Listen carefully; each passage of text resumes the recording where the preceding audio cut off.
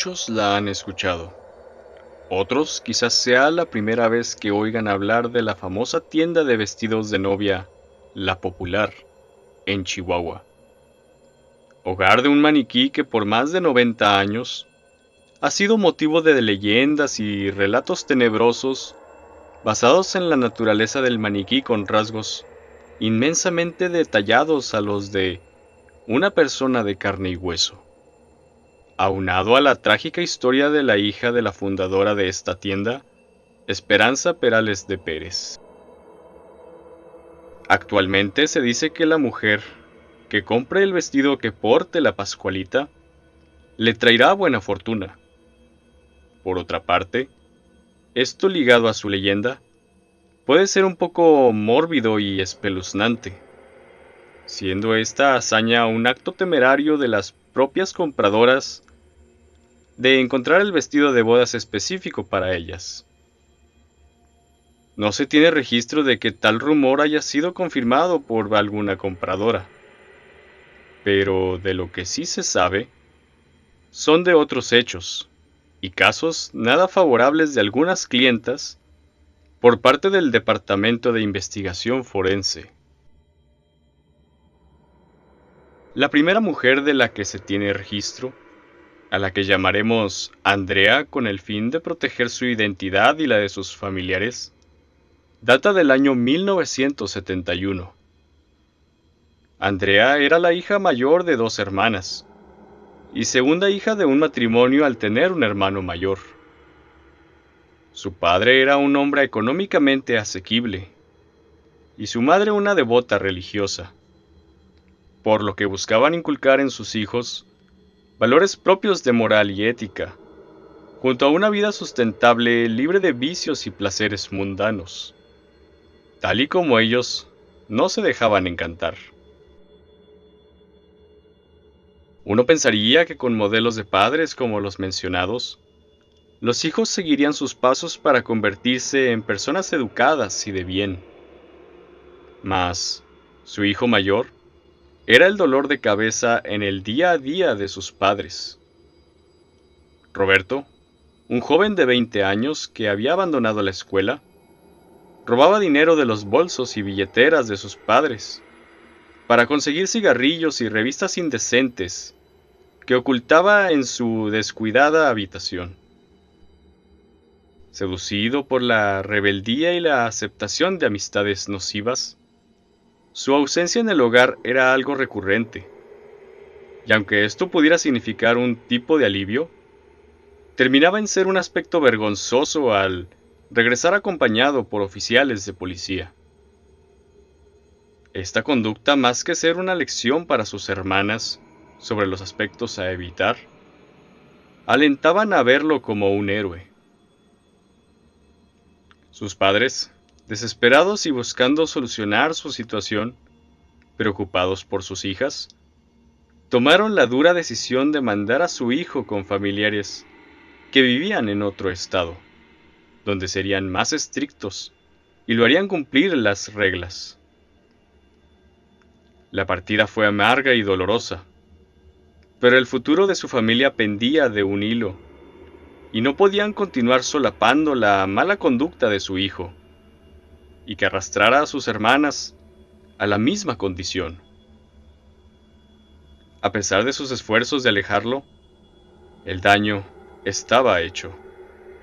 Andrea se había maravillado de las anécdotas y actividades osadas de su hermano, comenzando a imitarlo en su forma irrespetuosa e inapropiada de convivir con sus padres.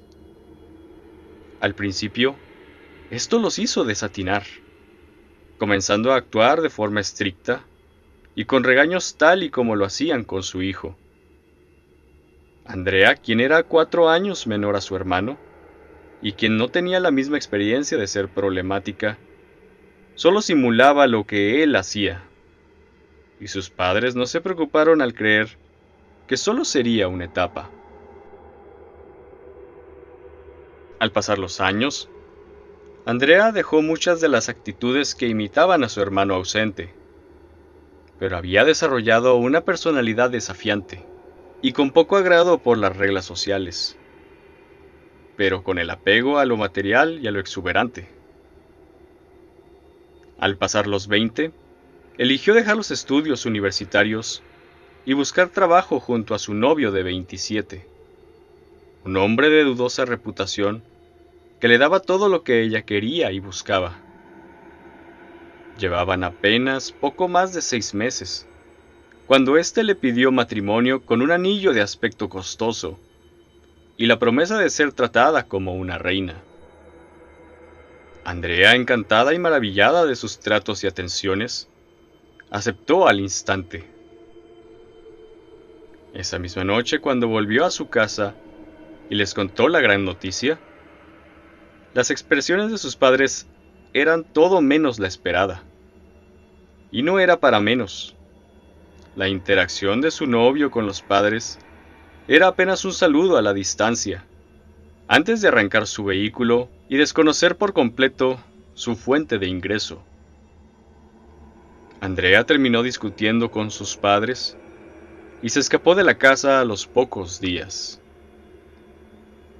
Cuando acudieron a la popular, Andrea eligió el vestido de la Pascualita, al ser el más vistoso y detallado de la época.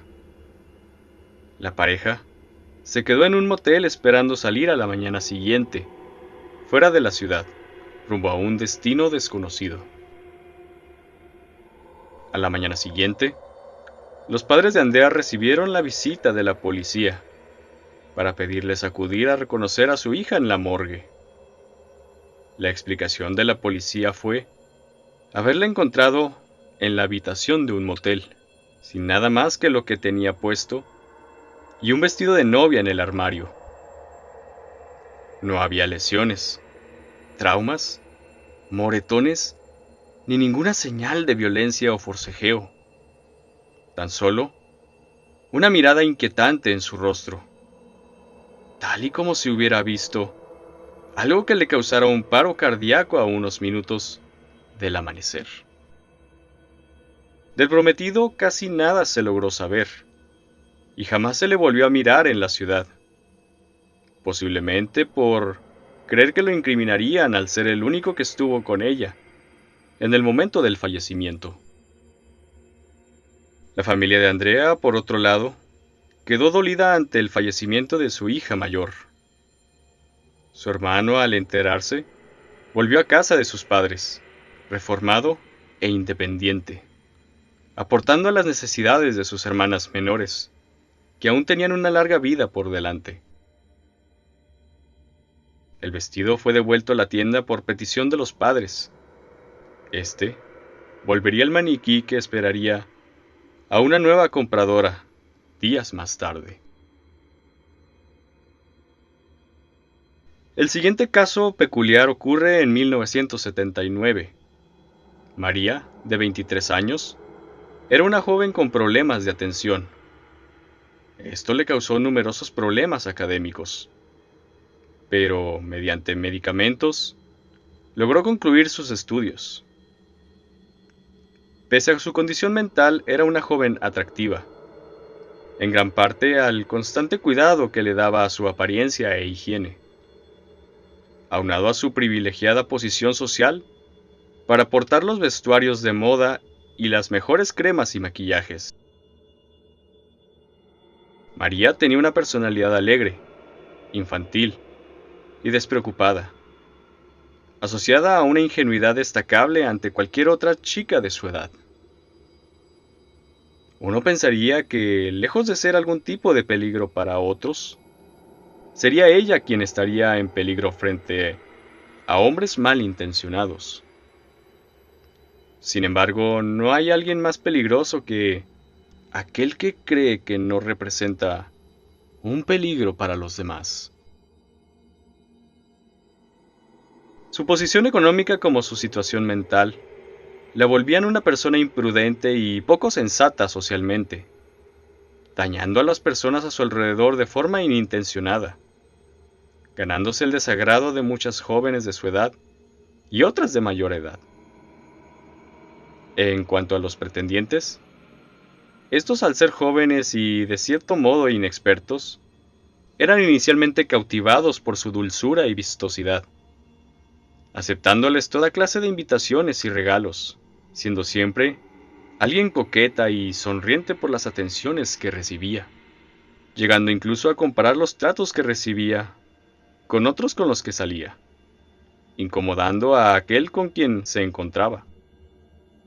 En algunos casos, incluso provocó el conflicto entre algunos de ellos, al exponerse como el legítimo novio de María, terminando estos en riñas donde terminaban severamente lesionados, alejándose ella al repudiar y ser muy sensible a la violencia. De cierta manera, no hubo forma de culparla legalmente, pese a ser el común denominador de los conflictos suscitados entre los involucrados en el desorden público, en donde ambulancias y oficiales fueron involucrados. Después de este evento, la reputación de María era la de una chica indeseable y conflictiva. Por otro lado, la atención de los jóvenes, aunque disminuida, seguían buscándola y llamándola para conversar y salir.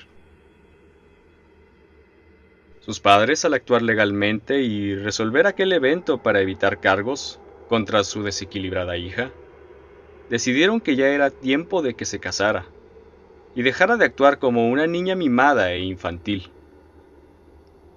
Lejos de dejarla a ella elegir a alguno de sus pretendientes más adeptos y preparados, fueron ellos los que eligieron a su pareja, basados más en el sentido socioeconómico de los padres del candidato.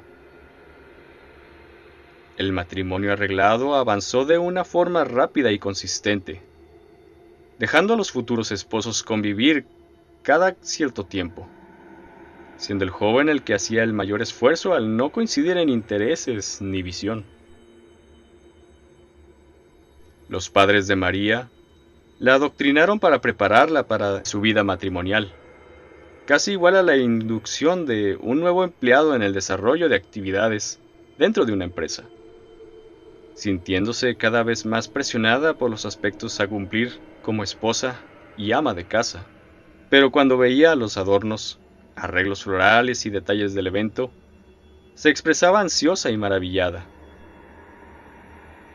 Su prometido, al apreciarla en los preparativos y proximidad de la fecha, encontraba tierna su personalidad tan ambivalente e inocente, pensando en ser alguien fácil de moldear a su capricho y conveniencia.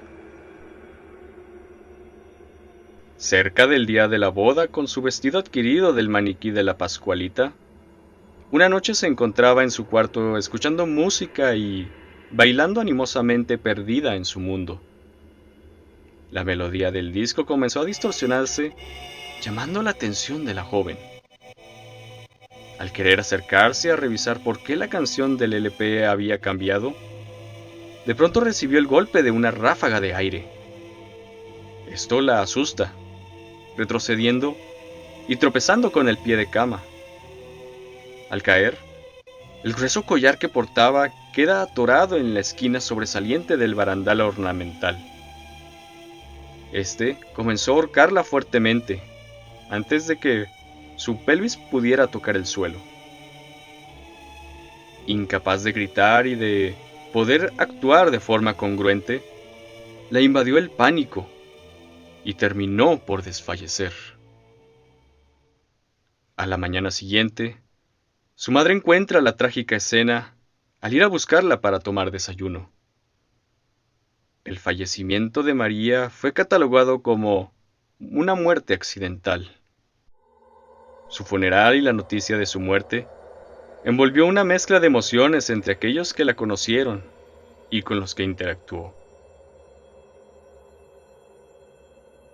Allá por 1984, Fernanda presenta el caso más complejo de todos los registrados. Ella se iba a casar con quien era su mejor amigo de la mitad de su vida. Ella y Josué se conocieron en la adolescencia. Él, por mucho tiempo, le expuso un interés mayor a solo una amistad en sus años de escuela. Sentimientos que no eran correspondidos, pero que esperaba en sus múltiples intentos ser aceptados de la manera que esperaba. Sin embargo, ella aceptaba los buenos gestos, pero no otorgaba nada más, manteniendo una relación tibia entre amistad y noviazgo. Eventualmente, Josué se apartó al buscar continuar sus estudios profesionales en el extranjero, aspecto que la tomó por sorpresa. La despedida fue amarga para ambos, pero incluso confusa para Fernanda, al no saber cómo interpretar lo que sentía por Josué. Con el paso de los años, ella continuó su vida y terminó por volverse gerente de una cadena de supermercado a los 30 años. La vida le daría otra oportunidad con Josué, al exponer que volvería a la ciudad. Cuando fue a recogerlo del aeropuerto, se llevó una gran sorpresa al ver que venía acompañado de otra joven, una chica atractiva, vestida a la moda y de buenos modales, de nombre Samantha. Esto tomó a Fernanda de forma inesperada y abrupta, quien de manera calmada y amigable preguntó que no había comentado nada al respecto de ella, para lo que Josué expuso ser su prometida, y haber vuelto para contemplar su estadía y matrimonio en la misma ciudad que lo vio nacer. Fernanda comenzó a tener una sensación amarga de ver a su amigo Josué, quien le había prestado gran atención sin el velo del compromiso de su parte, y sin tener ella que corresponder, pero que ahora había alguien más que le correspondía, sintiendo una profunda competencia al saber lo atento y cariñoso que era, y seguramente seguía siendo. Al descubrir lo valioso y ahora cercano que su amigo se encontraba, decidió de forma definitiva separar aquella relación y ser ella quien se quedaría con él. Samantha se acercó a Fernanda tras la confianza expuesta por Josué, para ayudarle con los preparativos de la ceremonia, aspecto en el que Samantha buscó siempre tener buena relación con la amiga de su prometido. Ella aceptó y fue cercana a ella, mas no en el mismo sentido. De forma sutil y discreta, buscó la forma de encontrar defectos y cosas vergonzosas para sabotear los planes de la boda. Sin embargo, Samantha resultó ser alguien inteligente, respondiendo a sus inquietudes, pero sin revelarle nada lo suficiente para usarlo en su contra. Ante la falta de avance y el evento aproximándose, Fernanda empleó el movimiento más bajo que pudo idear. En la noche de la despedida de soltera, drogó a Samantha sabiendo que no tenía la suficiente confianza con ella de embriagarse. En la mañana, montó una escena en un motel con un colega de su trabajo para aparentar una infidelidad. Llamó a Josué, exponiéndole haber seguido a su prometida en la noche anterior, tras haber salido a celebrar. Josué sorprende a Samantha, quien, confundida y desubicada, observa a un desconocido a su lado, y frente a la puerta, a Josué con gran desaprobación y decepción en su mirada, junto a Fernanda con una mirada culposa e inquieta, sabiendo que ya no había vuelta atrás en su maquiavélico plan. Josué le repudió el acto y le pidió volver a su ciudad y no volver a buscarlo. Samantha intentó explicarle que desconocía lo que pasaba y que no era esa clase de persona que parecía, pero Josué no quiso escuchar razones y se marchó. Fernanda lo siguió encontrándolo abatido y despechado, pidiéndole estar solo. Al verlo de tal manera, sintió arrepentimiento y pensó en decirle la verdad, pero prefirió seguir el plan y esperar a que su competencia se fuera y estar ella para consolarlo y lograr su cometido. Samantha terminó por volver a su ciudad y Josué permaneció distante. Al cabo de unas semanas, aceptó verse con Fernanda, Ella consoló a su compañero, teniendo reflexiones sobre si deseaba casarse con él y si había valido la pena romper tal relación. Pese a su pensar, ella decide expresarle su sentir y ser ella con quien casarse, propuesta que toma un poco por sorpresa a Josué, pero con un gusto que lo hace ponerse de ánimos y continuar con los planes de boda.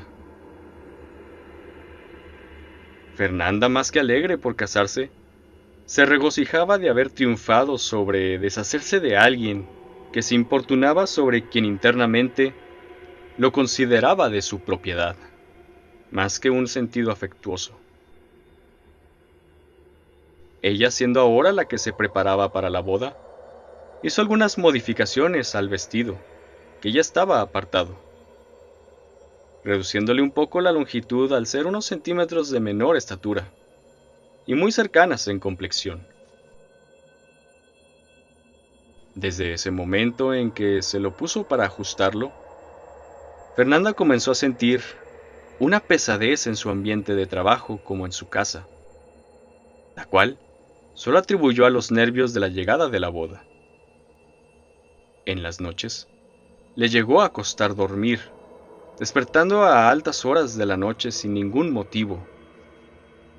Cuando conducía en su auto, como al poner música en su oficina, la señal de radio era interrumpida por una extraña melodía, una pieza de música clásica compuesta de múltiples violines.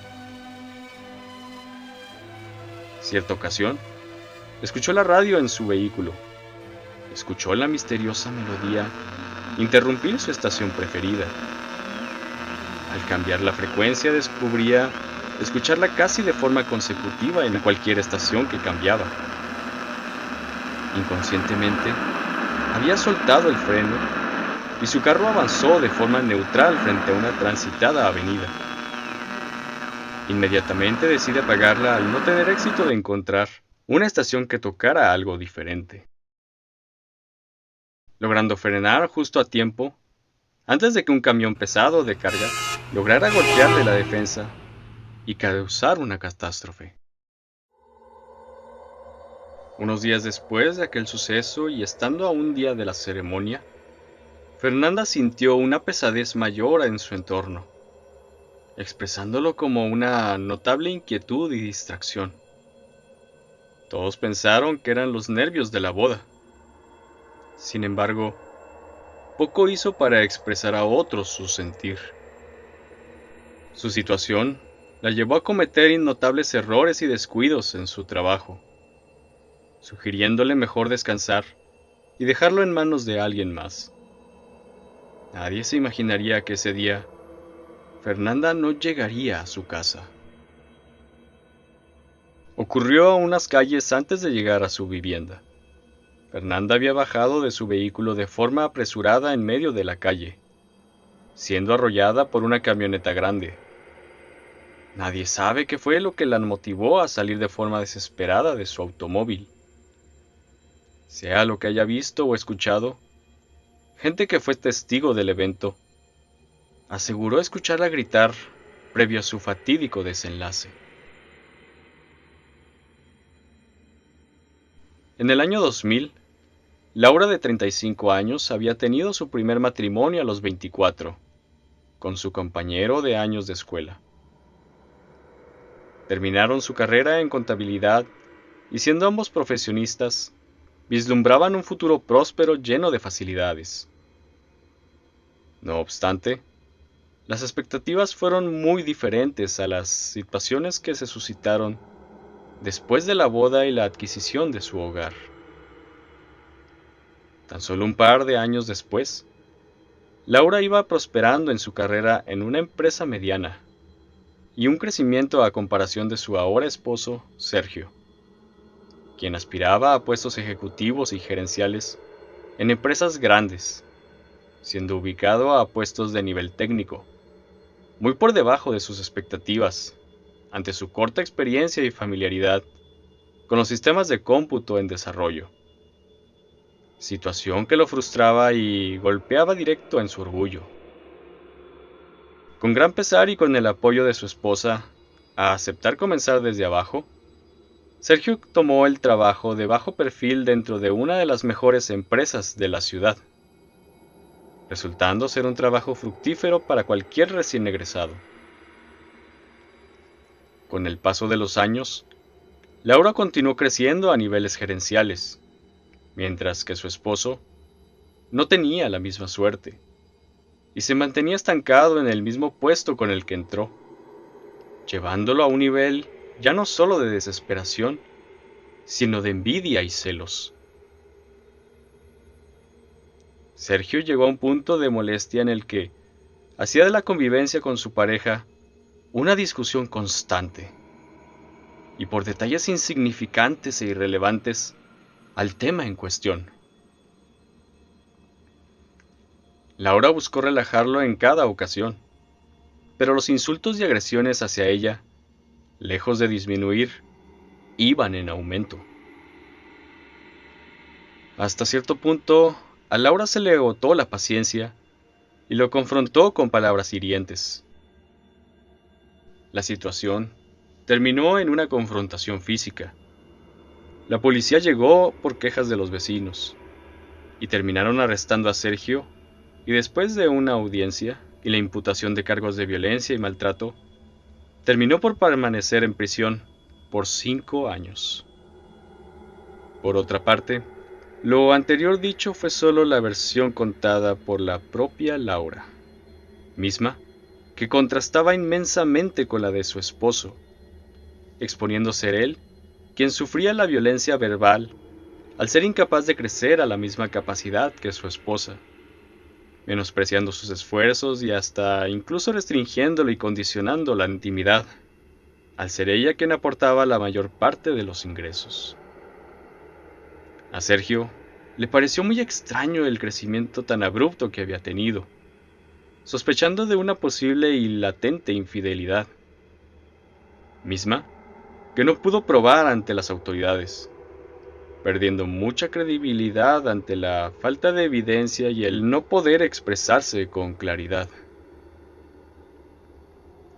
Laura logró salirse con la suya y poder hacer vida con un alto ejecutivo de la empresa en crecimiento donde se encontraba, un hombre 15 años mayor que ella, a quien con conocimiento de tener esposa e hijos en otra ciudad, hicieron todo por buscar casarse por la vía legal.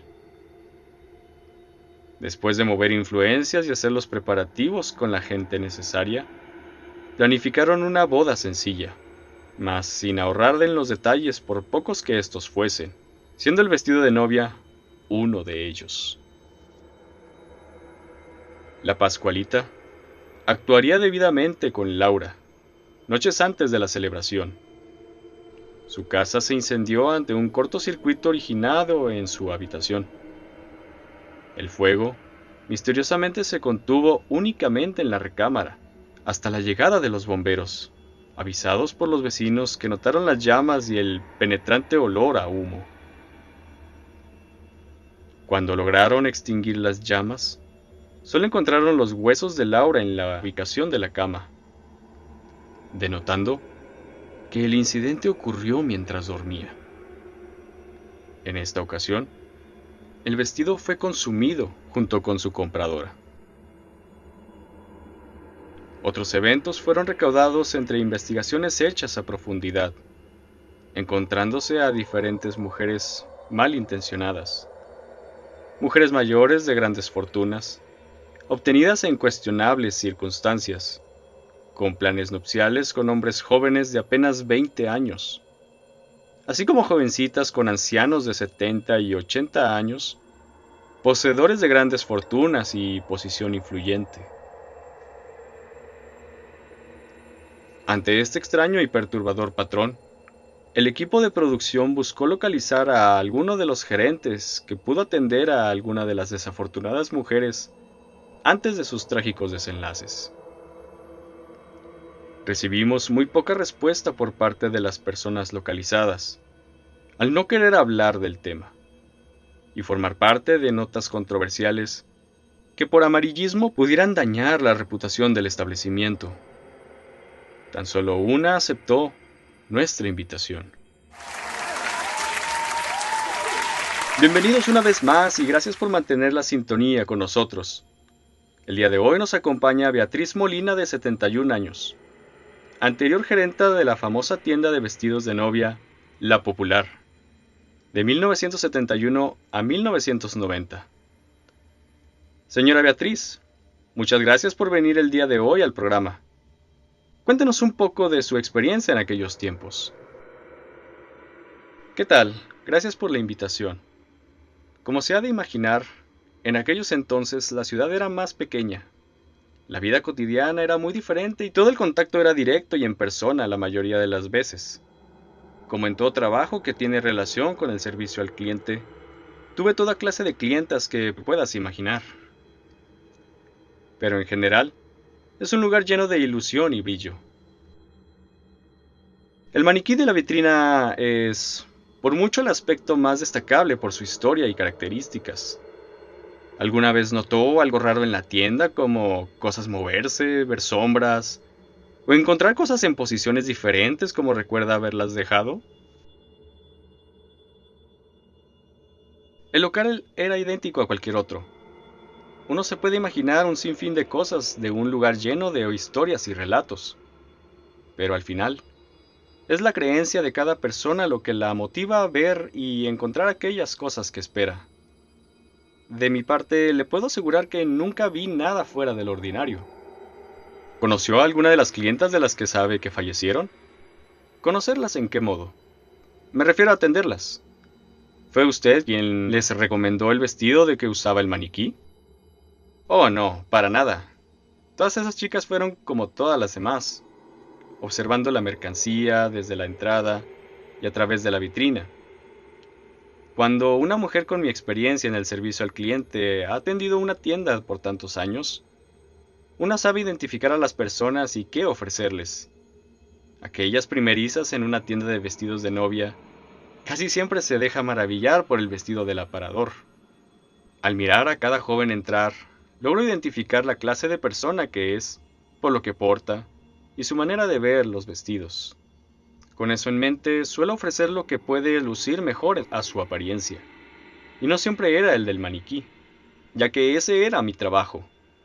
Al final, son las clientas las que eligen qué vestido usar y pueden pagar. El presentador hace una pausa y expresa hacer un corte comercial, antes de continuar con la entrevista.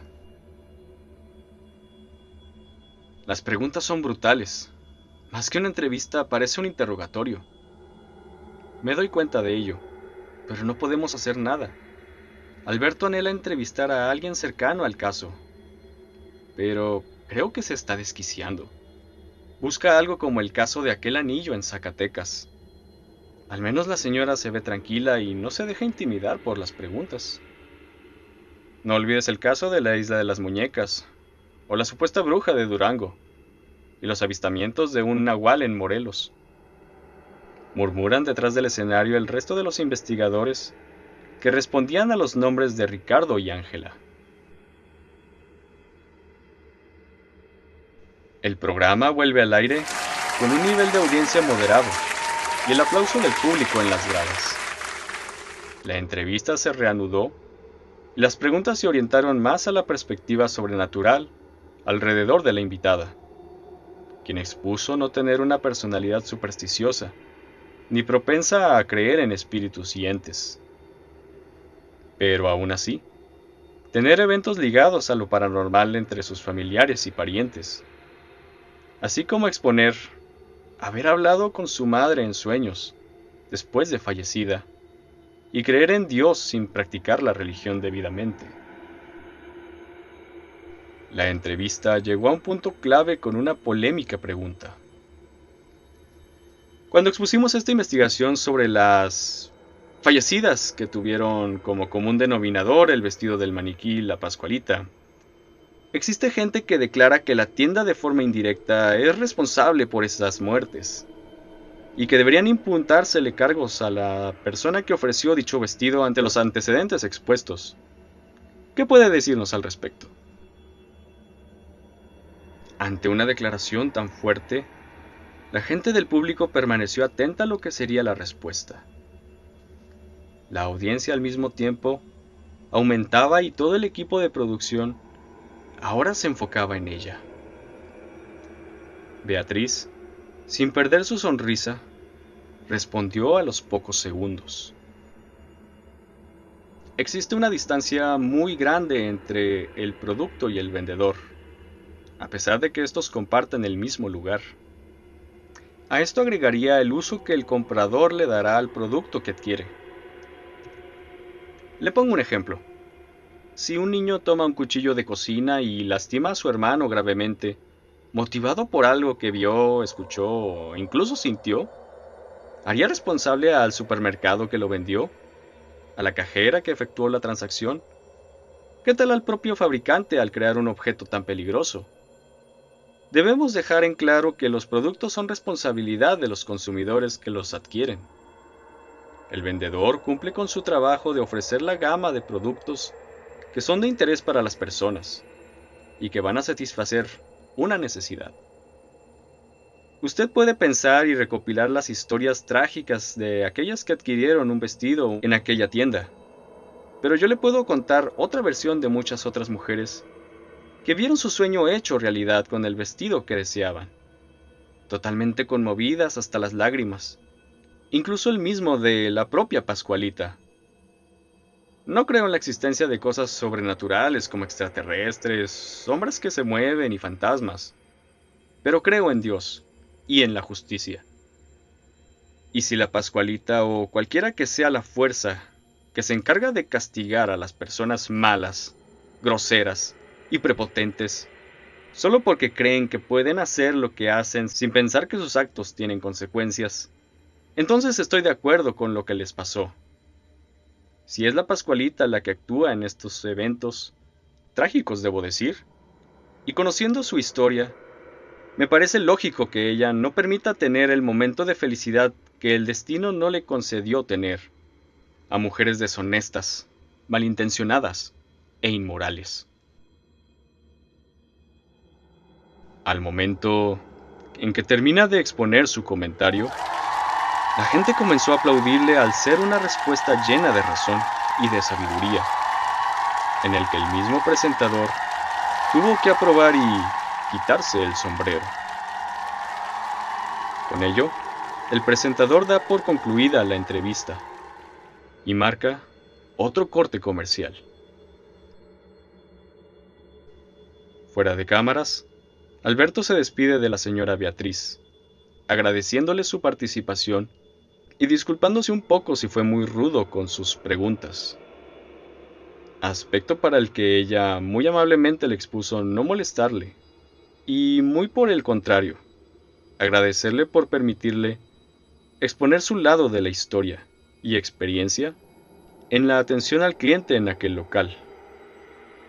Al final, la señora salió del foro y el programa recibió su sustancial rating, cerrando la investigación como uno de los casos más misteriosos y emblemáticos en el estado de Chihuahua.